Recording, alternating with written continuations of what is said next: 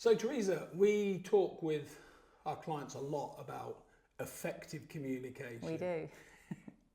What are your three key points when you think about communicating effectively? Oh, great question.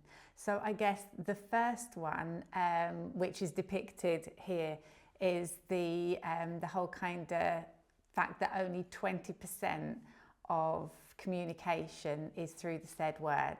That the other 80% is made up of body language, hand gestures, tone of voice, facial expressions, even emotions. We pick up on each other's emotions.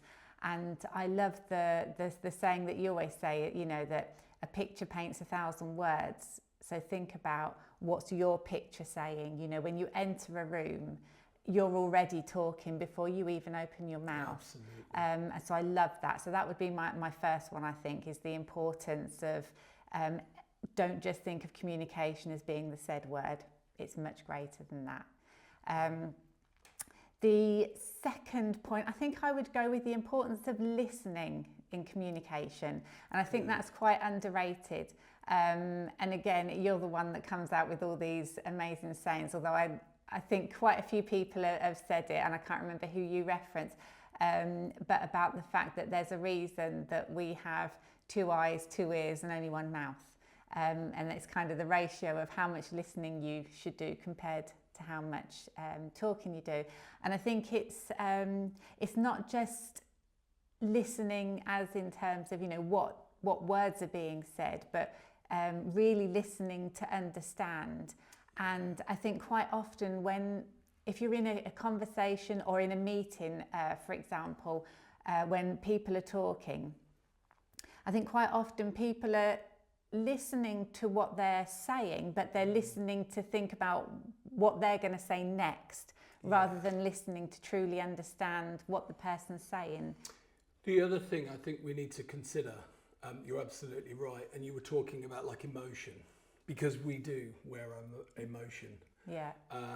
And I think it's the emotional side of ourselves that can fundamentally create really significant cues that we should see. Yeah. And that's the observation.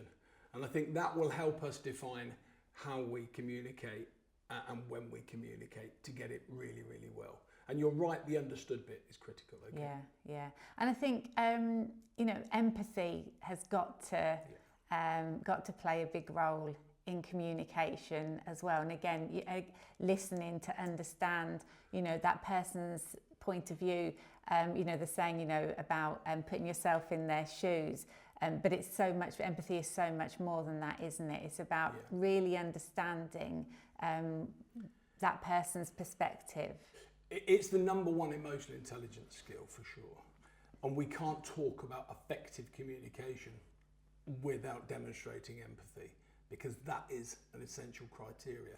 So if we talk about certainly the listening side of it, to consider how the other person is feeling in that moment, when you know what you're going to say, to consider how this might impact to them, surely we are more likely to listen at the right time. Surely we're more likely to ask a much better question. And I think ultimately it's about making a better decision. Absolutely. So, Theresa, your third point of effective communication, what is it? So I guess we can't, if we've got listening, the next thing I guess has to be the message. You know, and I know we talk about making sure your message is clear and concise and can be understood.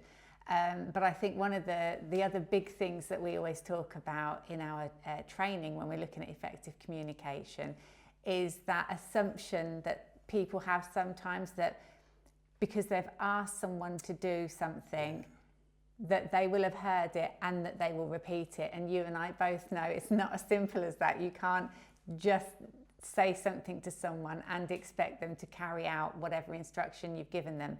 And I really love that model that you always share in our training, that, you know, takes someone through an actual process from, you know, hearing something and then it being repeated. Yes, and this was tapping back into some of my experience, particularly the fire service experience. So we coach business managers and they talk about communication. And the big question was, why is it that I'm telling people to do stuff and it's not being repeated? And they look shocked when I ask them about what process followed the communication. They kind of go, what do you mean?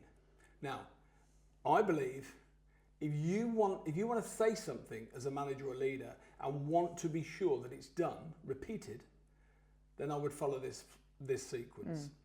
Say something and check that it was heard. I don't mean the noise, I mean check that it was heard, the words. How do you do that? Ask them to repeat it. Because it's so important that it's done, I need to know that you heard it. But that's not enough, is it? Nope. Because being able to repeat some words doesn't prove that somebody understands it. So the next stage is making sure that they understand the communication. How do we do that? We invite questions and we challenge with question just to gain that level of understanding. There's still one more thing before it's done, and that's agreement. Because people will be asked to do stuff, but for whatever reason, they might not agree it. No. So say, make sure it's heard, make sure it's understood, and get the agreement. In terms of your fireground scenario, I always think, I will hear that there is a baby to be rescued on the second floor, third door, on the left. I'll understand what it is that you're wanting me to do, but I'm not going to agree to it. I've not had the right training, so there's no way I'm going to risk my life to go and rescue a baby. So I just think it's such a great model to show there is so much more to saying something and expecting it to be repeated. Yeah, good. Listen, I think there are 3 fantastic points. Every single workshop that we do, every single coaching session, communication comes up. If I could add one thing, I love your 3 points. I would say review it, and review it. Every single year, make sure we review how we communicate with our people.